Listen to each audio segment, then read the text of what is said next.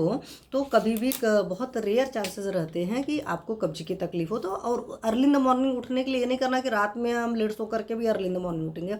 तो अपनी दिनचर्या चेंज करिए, रात में जल्दी सोइए। Early to bed and early to rise makes a man healthy wealthy and wise वाला जो कंसेप्ट है, तो उस कंसेप्ट को फॉलो करिए। रात में जल्दी सोएंगे और सुबह जल्दी उठेंगे, क्योंकि अच्छी नींद अगर रहेगी तो भी आपका पाचन ठीक रहेगा।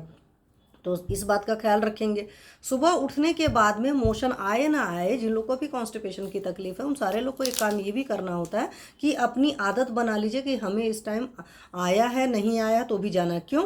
एक नियम है कि हमें लगता है भूख लगी है या नहीं लगी है तो हमें नहीं खाना चाहिए, लेकिन हमें मोशन लगा है या नहीं लगा है कि वाला डाउट होता है, तो then we have to go, तो हमें वहाँ जाना चाहिए। तो इस बात को एक तो बनाइए, पहली बात तो है आदत बनाइए। दूसरी बात है टाइम बनाइए। ये नहीं कभी 5 बजे जा रहे हैं, कभी 6 बजे आ रहे हैं, कभी 7 बजे, कभी 8 बजे, कभी 9 बजे, कभी 12-1 बजे जा रहे हैं। मैंने ऐसे लोग को भी देखा है। और जिन लोग का टाइम शेड्यूल फिक्स नहीं होता है, इस तरह के वेरिएशंस होती हैं, सूर्योदय के बाद उठते हैं, उन सारे लोग को कॉन्स्टिपेशन रहता है। तो प्लीज़ अपनी इन आदतों को बदलिए और अंदर से बदलिए। मैं कह रही हूँ या पेरेंट्स चिल्लाते हैं या घर वाले कर रहे हैं, उससे नहीं होगा। जब तक आप अंदर से नहीं चाहोगे ना कोई चीज़, तब तक वो स्ट्रेस देती है। जिस दिन आप समझ लेते हो कि नहीं, ये मेरे भले के लिए, मेरी बॉडी ठीक रहेगी, मैं हेल्दी रहूँगा, क्योंकि जितने ज़्यादा आप हेल्दी रहेंगे आप किसी भी काम को उतना अच्छी तरीके से आप कर सकते हैं। तो सबसे पहले इस बात को आप समझने की कोशिश करिए, ठीक है। तो एक तो आपने अपने शेड्यूल में ख्याल रखा। अब दूसरी बात, जैसे मैंने बताया कि खाना खाने के जो तरीके होते हैं, प्लीज़ उन तरीकों का मतलब फॉलो करिए। एक तो आपको करना नहीं है बीच बीच में खाना। जो कुछ लोग की आदत होती है ना, मुंह में क्रेविंग होती रहती है, तो कुछ ना कुछ खाते रहते हैं। तो ये क्रेविंग वाला जो कंसेप्ट है, तो प्लीज़ उस चीज़ को छोड़िए। ये काम नहीं करेंगे कि जब देखो तब खाए जा रहे हैं। आराम से खाइए और जब अच्छी भूख लगे तब खाइए। तो पहली एक चीज़ है, ठूस ठूस कर नहीं खाना। कुछ लोग को मैंने देखा ना कि पेट भर जाता है, उसके बाद उनका मर नहीं मरता, वो खाते रहते खाते रहते। एक तो होता है कि बीच बीच में खाते रहते, तो एक वक्त में बैठकर खाते हैं। अब पेट उनकी भूख है, 3 रोटी को खाएंगे 5-5 रोटी 6-6 रोटी। तो प्लीज़ इस तरह की गलतियाँ मत करिए। भूख से इसीलिए बोला जाता है तो मात्रा से हमेशा, मतलब भूख से कम खाइए। तो भर भर कर नहीं खाना है, बगैर भूख के नहीं खाना है, अनाप शनाप नहीं खाना है कि जंक फूड खा रहे हैं, ये खा रहे हैं, वो खा रहे हैं, पचता उचता कुछ नहीं है। आपको जो पचता है वो खाइए। इन सारी चीज़ों का बहुत ज़्यादा ख्याल रखें। और इसीलिए मैं अष्ट आहार विधि विशेषायतन जो बोलते हैं, वो उस पर प्रॉपरली सेशन लेकर रखा हुआ है। आप लोग इन चीज़ों को सुनिएगा, फिर से समझिएगा कि अपने यहाँ होता है लघु भोजन करना होता है। लघु भोजन भी पूरा वर्क नहीं करना होता है। जो बहुत हार्ड होता है डाइजेशन में, मतलब भारी भारी चीज़ें हो जाती हैं, उनको पेट में आधा पार्ट खाना होता है। ये सब सारी चीज़ें बहुत ले गई हैं। गर्म चीज़ें खानी होती है, बहुत ठंडा करके नहीं खाना है, फ्रिज का नहीं खाना है। ये सब सारी चीज़ें जो ख्याल है, उष्ण मसनियात, स्निग्ध मसनियात, बहुत ड्राई चीज़ें नहीं खानी है। जो आजकल कल्चर बना है कि तेल घी बिल्कुल होना नहीं चाहिए, वो एक अलग रुक्षता क्रिएट करता है बॉडी में, कॉन्स्टिपेशन होता है। तो उष्ण मसनियात, स्निग्ध मसनियात, मात्रावध असनियात। और जब खाना खा रहे हो तो मात्रावध असनियात मतलब जितनी मात्रा है उतना खाइए, और खाना खाते हो तो सिर्फ खाने पर फोकस करिए। अब खाना खा रहे हैं और ध्यान इधर उधर लगा है, मोबाइल में लगा है, किसी के दिमाग में टेंशन पड़ा हुआ है, चिक चिक कर रहे हैं, आप खाना खा रहे हैं, तो उस वक्त खाना डाइजेस्ट नहीं होता। अभी जैसे देखो मैंने सेशन लेना शुरू किया, मेरे को 2-3 कॉल आने लगी, तो क्या हुआ, मेरा ध्यान उधर भी गया कि कॉल आ रही है, क्या बात है। तो मैं आपसे बात कर रही थी, but I can not enjoy that moment. मैंने हमेशा कहा कि अगर हमें आपसे बात करना अच्छा लग रहा है तो मेरे को सुनना आप लोग को भी पसंद आएगा। और हमेशा एनर्जी का क्या होता है ना, एनर्जी हमेशा यूनिडायरेक्शनल फ्लो वाली होती है। और एक्चुअली अगर आप चाहते हो आप बहुत कूल एंड रिलैक्स काम रह सकिए, तो एनर्जी को हमेशा सिंगल लाइन में ही फ्लो करना चाहिए। कहते नहीं है, एक छोड़ पूरी को धावे आधी मिले ना पूरी पावे वाला हिसाब किताब बनता है। या 10 डायरेक्शन में जब आप चलते हो ना, एनर्जी बट जाती है, रिजल्ट आ नहीं पाते हैं। तो जो खाने पीने के तरीके हैं, उन तरीकों का फॉलो करिए। जब भूख लगता है तब खाइए, भूख से थोड़ा सा कम खाइए। जब प्यास लगता है तब पानी पीजिए। इसमें कोई नियम कानून नहीं होता 2 बजे खाना, 4 बजे खाना, 6 बजे खाना वाला हिसाब। तो हाँ, लेकिन कोशिश करिए सनराइज से सनसेट के बीच में ही खाने पीने का नियम बनाइए।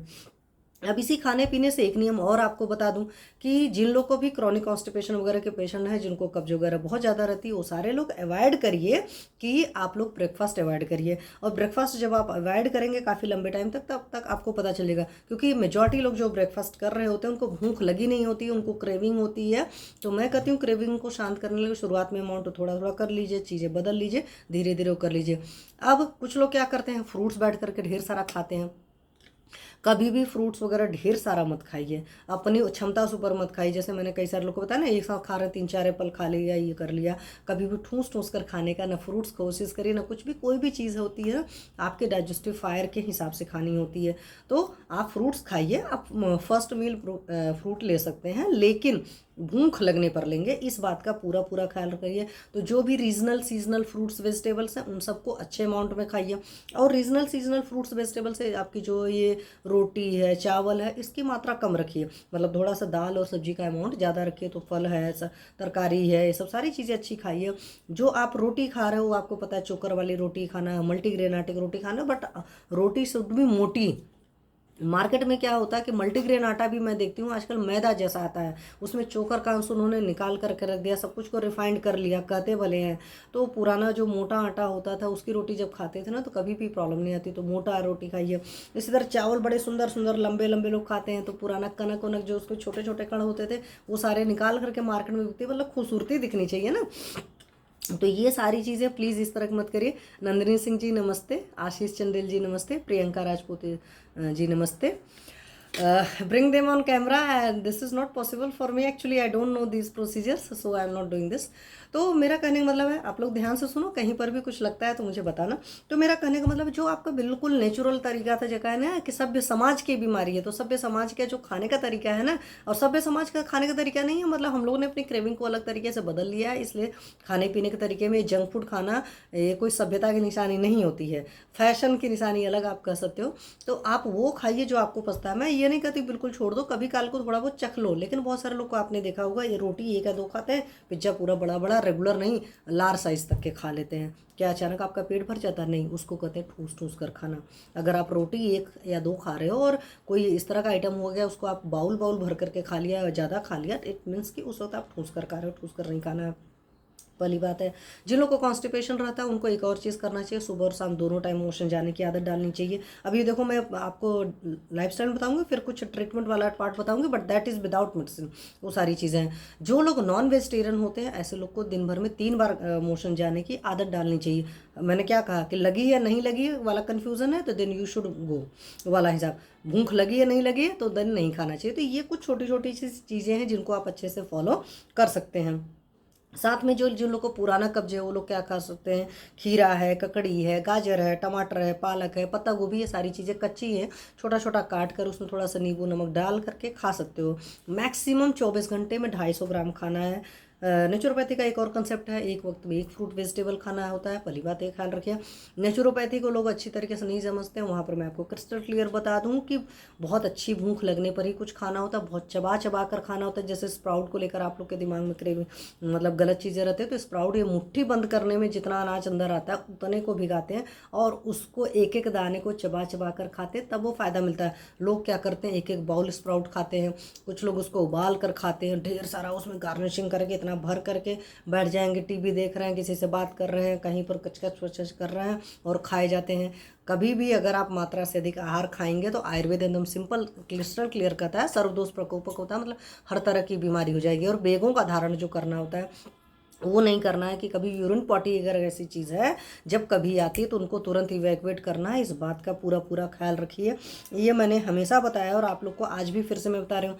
दूध वगैरह जो पीने का है तो बहुत सारे लोग क्या करते हैं, दूध नहीं पीते हैं, तो माएँ हैं या बड़े लोग भी उनको क्या करते हैं, दूसरा तरीका निकालते हैं कि कभी छेना निकाल कर दे रहे हैं, कभी उसके रसगुल्ला बना दे रहे हैं, कभी संदेश बना दे रहे हैं, कभी कभी दूध का खोया बना दे रहे हैं, कभी बर्फ़ी बना दे रहे हैं। वो क्या सोच रहे हैं कि मेरा बच्चा है या मेरा जो परिवार का बंदा है उस तरीके से दूध खा लेगा, और उनके दिमाग में क्या सोच होती है, कैल्शियम तो बॉडी में चला जाएगा। अगर आपकी बॉडी किसी चीज़ को एब्जॉर्ब करने की कंडीशन में नहीं है तो आप चाहे कुछ भी खिलाएंगे वो दैट इज़ ओनली कचड़ा। मैं सिंपल कहती हूँ, अगर बॉडी एब्जॉर्ब नहीं करती, अरे गधा बच्चा कुछ नहीं पढ़ना चाहता है ना कुछ पढ़ रहा है तो उसको आइंस्टाइन आकर नहीं पढ़ा सकते हैं। एकदम क्रिस्टल क्लियर सा मैं हमेशा बताती हूँ। आपकी बॉडी जिस चीज़ को एब्जॉर्ब करने के लिए तैयार नहीं है, बॉडी की डाइजेस्टिव फायर सपोर्ट नहीं कर रही है, तो आप उस तरीके से खिला दोगे। अभी तो डाइजेस्टिव फायर और लो है, उसमें आप और भारी भारी चीज़ें दे रहे हो। तो हमेशा बोलते हैं ना, भारी चीज़ें नहीं देनी होती है। और साथ में एक चीज़ और क्या कर सकते हैं, जो मैंने लोगों को कराया वो मैं बता रही हूँ, और भी अनुभव बताऊंगी। साथ में आप लोग क्या कर सकते हो कि जब भी कभी भी कॉन्स्टिपेशन वगैरह जिन लोग को कभी काल रहता है उनकी बात बता रहे हैं, उस वक्त 2-3 दिन सिर्फ लिक्विड डाइट लीजिए, मतलब पतली खिचड़ी, पतली दलिया, इस तरह की चीज़ें लीजिए। वो भी तब लीजिए जब आपको दबाकर भूख लगी नहीं हो। और फ्रूट्स या फ्रूट जूसेस भी भूख लगने पर ही लेना होता है। बगैर भूख की क्रेविंग में सिर्फ और सिर्फ आप पानी पी सकते हो सिप सिप करके, ये नहीं कि गटक लिया पूरा 1-2 जग डाल लिया अंदर, ये वाले कार्यक्रम नहीं करने होते हैं। इस बात का पूरा पूरा ख्याल रखें, क्योंकि ये कहने की बड़ी छोटी छोटी गलतियां होती है, पर ये इतनी बड़ी हमारी बॉडी के लिए गलती बन जाती है जिसका हर जाना बाद में भुगतते हैं। तो चाहे कोई भी फ्रूट्स खाएंगे, चाहे वेजिटेबल्स खाएंगे, चाहे दुनिया की कोई चीज़ खाएंगे, बगैर भूख के नहीं खाएंगे। जो लोग बगैर भूख के खाते हैं ना, वही कहते हैं मुझे अमरूद खाए तो जुकाम हो गया, आम खाए तो फोड़े फुंसियाँ हो गई, खीरे ककड़ी खा रहे हैं तो जुड़ी ताप हो रहा, खरबूजा खा रहे हैं तो ऐसा हो रहा है। पहली बात है। अब कहोगे नहीं मैम कुछ लोग को वैसे ही हो जाता है। अब मार्केट में कोई चीज़ पोल्यूटेड है तो that is not my fault actually. Doctor Ashok Kumar Pandey sir नमस्ते। तो इस बात को समझने की कोशिश करिए, अगर हमने कोई कचड़ा ही डाल लिया, कोई जहर ही डाल लिया, कोई चीज़ खराब डाल ली, अलग चीज़ है, लेकिन बहुत सारे लोग ऐसे हैं जिनको आप देखोगे ना हर चीज़ बहुत नेचुरल ढूंढ ढूंढ कर ला रहे हैं, खा पी रहे हैं, उसके बावजूद उनकी प्रॉब्लम सॉल्व नहीं हो रही है। और मैंने आज आपको बोला है कि मैं सारी चीज़ें बताने के बावजूद अगर आपकी प्रॉब्लम सॉल्व नहीं होती है देन प्लीज़ कॉल मी। अगर आप लोग नहीं कॉल कनेक्ट कर पाते हो, आप मैसेज करके मुझे छोड़ दो, मेरा स्टाफ आपसे कंसल्ट कर लेगा, मतलब बात कर लेगा, उसके बाद मेरी कंसल्टेशन आप लोग को मिल जाएगी। ठीक है। तो मैंने पहले बता दिया आप लोग फ्रूट्स वगैरह ले सकते हैं, और दोपहर और शाम को खाने में भी ले सकते हैं। हालांकि कोशिश करना चाहिए शाम के 4 बजे के बाद नहीं लेना चाहिए, डाइजेस्टिव फायर उतनी अच्छी नहीं होती है। एक और वजह भी होती है, जो लोग बहुत कम पानी पीते हैं उनको भी कब्ज की तकलीफ होती है। तो बहुत कम पानी नहीं पीना होता है, सिंपल सा खाने पीने का नियम होता है, जब भूख लगेगी तो खाना है, प्यास लगेगा तो पानी पीना है, और पानी सिप सिप करके आराम आराम से पीना है। हाँ, पानी से एक चीज़ हमेशा ख्याल आता है, जो फिर से बता रही हूँ, कभी भी पानी एक्सेस नहीं पीना है। जब आप ज़्यादा पानी पियेंगे तो भी आपको तकलीफ होगी, इस बात का पूरा ख्याल रखिए। तो ज़्यादा पानी नहीं पीना, क्योंकि वो भी आयुर्वेद के हिसाब से अग्निमांद करता है। उसके अलावा एक और अच्छी सी चीज़ है जो हर कोई कर सकता है, चाहे बच्चे हों, चाहे बूढ़े हैं, चाहे प्रेग्नेंट लेडीज हो, any one can do, that is walk. तो वॉक आप जरूर करिए। अगर आप सुबह शाम दोनों टाइम वॉक करते हैं तो आपके कॉन्स्टिपेशन होने के चांसेस कम रहते हैं, बॉडी में हर चीज़ें मूव करती रहती है। सेडेंट्री लाइफस्टाइल वालों को तो वॉक जरूर करना चाहिए, इस बात को समझ लीजिए। अब खाना खा करके शाम को वॉक नहीं करेंगे, ये चीज़ मैंने हमेशा बताया, तो इस बात का ख्याल रखिए। आपको वॉक करने का मैंने 8 का पैटर्न बताया था, तो आप उस पैटर्न में भी वॉक कर सकते हैं, बट कोशिश करिए सुबह सुबह निकलिए, फ्रेश एयर में वॉक करिए, वो ज़्यादा अच्छी होती है। ठीक है। वो तो इमरजेंसी का कंडीशन होता है कि घर के अंदर ही हम वॉक कर रहे हैं, तो प्लीज़ इस बात का पूरा पूरा ख्याल रखिए। अब वॉक करना बहुत बेस्ट ऑप्शन है, और वॉक करने में ना कोई पैसा खर्चा होता है, ना बहुत ज़्यादा टाइम खर्चा होता है, ना बहुत एनर्जी होती है, थोड़ी सी इच्छा शक्ति की ज़रूरत पड़ती है। और इतना टाइम अगर अपने लिए आप नहीं निकालेंगे ना, तो एक हमारे सर तो बड़ी सही बात कहते थे, जिसके पास आज अपने लिए 1 घंटा नहीं है वो उतने सारे घंटों का मल्टीप्लिकेशन में जाकर पीजीआई में निकालेगा, मतलब वहाँ देंगे। तो जा करके हॉस्पिटल में बैठे, उससे बेटर है अपनी बॉडी को हील करने खुद से कोशिश करें, इसलिए मैंने टाइटल ही रखा था अपने कब्ज को खुद ठीक करें। अब एक चीज़ और क्या कर सकते हैं, नेचुरोपैथी का एक बहुत सिंपल सा कंसेप्ट होता है, पेट की लपेट। तो पेट की लपेट का कुछ नहीं ज़रूरत है कि आप चाहिए मार्केट से खरीद कर लाइए, आप मोटा कॉटन का कपड़ा ले लीजिए। हाँ, कोई भी थेरेपी करना है तो उस बात के लिए हमेशा ख्याल रखना चाहिए कि हमेशा नया कपड़ा लीजिए। तो व्हाइट कलर का कॉटन क्लॉथ मोटा वाला ले लीजिए, और अपने पेट को पूरा नाप लीजिए कितनी लंबाई चौड़ाई बनेगी। मतलब भाई दुबला पतला इंसान थोड़ा थोड़ा फर्क होता है, आप ऐसे कस्टमाइज़ करके भी बना सकते हैं, अदरवाइज सिंपल सा भी तरीके से बना सकते हैं, बट मैं अपने सारे पेशेंट का कस्टमाइज़ बनाती हूँ, उनका मैं नाप कर बनाती हूँ। तो नाभि के पास से लेकर के नीचे पेड़ों तक की पूरी जितनी हो रही चौड़ाई वो नाप लीजिए, साथ में ऐसे पूरा लंबाई नाप लीजिए, पूरा मतलब कर सकते हैं सरकमफेरेंस। और हमेशा जब भी रैप करते हो तो 4 से 5 लेयर आनी चाहिए। ठीक है। तो आगे का ही सिर्फ करना है, तो यहीं पर भी मोटा सा पट्टी लगा सकते हो, पहली बात है। तो ये तो पेट की लपेट करना है। ऊपर से क्या अब लपेट करने का तरीका क्या है कि मान लीजिए कोई कपड़ा है, उसको पानी में भिगा दिया, पानी में भिगो देने के बाद निचोड़ दिया, निचोड़ देने के बाद में इसको आपने अप्लाई कर लिया। अब अप्लाई करने के बाद में इसको और क्या करना होता है, इसके ऊपर से एक मोटा कपड़ा रख देना होता है। अब पेट की लपेट लगाओगे तो आपको लेटना पड़ेगा थोड़े टाइम के लिए। मैक्सिमम इस पेट की लपेट को 2 घंटे रखना चाहिए, और कोशिश करना चाहिए कि हमेशा खाली पेट करना होता है। खाना खाने के बाद पेट की लपेट नहीं करना होता, इस बात का ख्याल रखना चाहिए। तो करके देखिए, पेट की लपेट बहुत बढ़िया काम करती है। तो पेट की लपेट कर सकते हैं, ज़्यादा कुछ खर्चा नहीं होगा। अगर ये कपड़ा खरीदोगे ना, हार्डली 100-150 रुपये में आपका काम हो जाएगा। और आपकी पुरानी जो भी शॉल वगैरह होती है आप यूज़ कर सकते हो, बट वो दूसरे की नहीं होनी चाहिए। कोशिश करिए नहीं ले सकते हैं, आजकल तो स्टॉल वगैरह आते हैं वो भी उलन होते हैं, तो अंदर गर्माहट रहे जिसका कहने का मतलब है, फिर 1.5-2 घंटे बाद आप हटा सकते हैं। आप इसको ठंडी गर्मी में दोनों में कर सकते हैं। ठंडियों में थोड़ा सा मुश्किल होता है, बट ठंडियों में गर्म पानी लेकर के कर लेना चाहिए। बट मैं कहती हूँ कि चलो मार्च से शुरू करके या अप्रैल से लेकर अक्टूबर तक तो आप बड़े आराम से कर सकते हैं और करिए। लेकिन इसका मतलब ये नहीं होता कि हम पेट की लपेट कर रहे हैं और खाने पीने का ख्याल नहीं रखना है। खाने पीने का ख्याल आपको हर हालत में रखना ही पड़ेगा। अब इसके अलावा आप मड पैक कर सकते हो, तो मिट्टी का पूरा पूरा अच्छा खासा लेप लगा सकते हैं। मिट्टी का तरीका मड पैक कैसे लगाना होता है, क्या करना होता है, इस पर ऑलरेडी सेशन लेकर रखा हुआ। अदरवाइज सिंपल लैंग्वेज में अभी आपको बता देती हूँ कि ज़मीन से 3 से 4 फुट के नीचे की मिट्टी निकालते हो, उसको बढ़िया से धूप दिखाते हो और फिर उसको लकड़ी के बर्तन में उसको डाल करके, पानी डाल करके, लकड़ी के स्पैचुला से या चम्मच से चला करके पेस्ट बना करके पूरा मोटा सा लगा दिया जाता है। एटलीस्ट 1 अंगुल या आधा अंगुल मोटा लेप लगा करके छोड़ दिया जाता है, कुछ टाइम बाद हटा दिया जाता है। तो उससे क्या होता है, आपके पेट के अंदर जो भी गर्माहट वगैरह रहती है उन सारी चीज़ों को सक कर लेता है। साथ में मिट्टी की एक आदत होती है कि जो भी टॉक्सिक मटेरियल रहता है उसको भी सक करने की प्रॉपर्टी रखती है मिट्टी। तो आप एक क्या हो गया, एक तो वॉक करना हो गया, दूसरा पेट की लपेट हो गया, तीसरी क्या हो गई, मड पैक हो गया, मिट्टी का पैक हो गया। चौथा आपको बता ही दिया कि जब भी मोशन जाना है टाइम फिक्स कर लीजिए, उसी हिसाब से जाना है। और मोशन जाने से पहले थोड़े टाइम पर थोड़ा सा पानी पी करके 10 मिनट टहल करके जाते हैं तो और अच्छे से मोशन हो जाता है। और एक चीज़ और हमारे नेचुरोपैथी में बहुत बढ़िया सा है, मैं आयुर्वेद के स्कॉलर होने के अलावा भी मतलब यूजी मेरी आयुर्वेद में है और साथ में मैंने नेचुरोपैथी में भी डिप्लोमा किया हुआ है। सो मैं नेचुरोपैथी की सारी बातें करती हूँ आपसे, क्योंकि मैंने अपने पेशेंट्स को कराया भी, ऐसा नहीं है कि पेशेंट्स को नहीं कराया। उसके अलावा कटी स्नान होता है, तो हिप बात होता है, एक पर्टिकुलर तरह का टब होता है, उसमें हम लोग आपको बिठाते हैं। तो कटी बात ऐसा नहीं होता कि सिर्फ कॉन्स्टिपेशन में काम करता है, बहुत सारी बीमारियों में बहुत अच्छा काम करता है। हॉट एंड कोल्ड हिप बात होता है, मैंने पेशेंट्स को कराया कि एक बार हॉट वाटर होता है, एक बार कोल्ड वाटर होता है, नॉर्मल भी होता है। तो इस तरह की बहुत सारी चीज़ें कराई हुई हैं पेशेंट्स को, आप ये सब चीज़ें भी हिप बात भी कर सकते हैं। साथ में और क्या चीज़ करना चाहिए, साथ में ये सारी चीज़ें आपने हॉट कोल्ड बात कर लिया, टब मतलब आपने पेट की लपेट कर ली, सारी चीज़ें कर ली। उसके अलावा एक और तरीका है जो और चीज़ की जा सकती है, that is known as the enema. तो नींबू पानी का एनीमा जो होता है वो कर सकते हैं। अब एनीमा से एक बात मैं याद मतलब बहुत अच्छी तरीके से आता है कि एक लेडी थी जो डेली एनीमा लेती थी, उसके बाद डेली एनीमा नहीं लेना होता, बहुत क्रॉनिक डिसीज़ होती है तो 21 डेज तक लेना होता है और फिर उसके बाद छोड़ना होता है। 14 दिन तक लेना होता है या 7 दिन तक लिया, फिर उसके बाद उसको धीरे धीरे करके हम टेपर डाउन करते हैं। मेन ख्याल अपना डाइट और लाइफस्टाइल का रखना होता है। हाँ, पेट की लपेट आप लंबा कर सकते हैं, बट एनीमा बहुत लंबा नहीं लेना चाहिए, पहली बात है। दूसरी बात, एनीमा लेते हुए अगर खाने पीने की सारी गलतियाँ आपकी वैसे चल रहा है, मुंह वैसे चल रहा है, आत्मा वैसे ही चल रही है, खाने सोने उठने बैठने का कुछ नहीं है, तो एनीमा कुछ काम नहीं करता। क्योंकि मैंने ऐसे मरीज़ देखे हैं जो सालों से एनीमा ले रहे हैं, उनको फ़र्क नहीं पड़ता है, पहली बात है। दूसरी बात, एनिमा लेना है, कोशिश करिए आपको कोई दूसरा बंदा दे, खुद मत लीजिए। खुद लेने में आप लोग बहुत सारी गलतियां करते हो और वहाँ से ज़्यादा तकलीफ़ें आती हैं।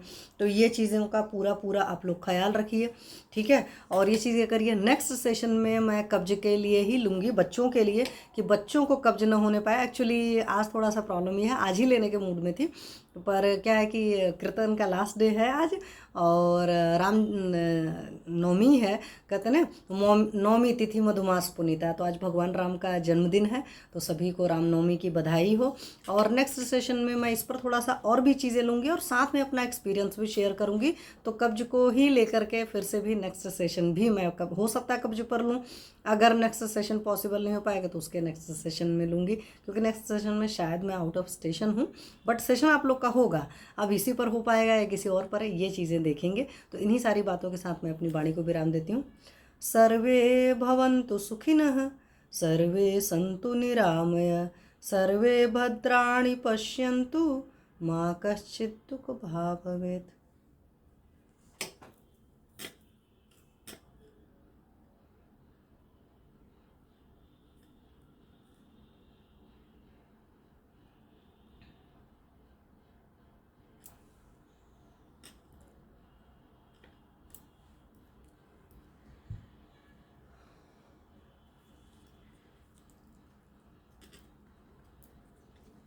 खुश।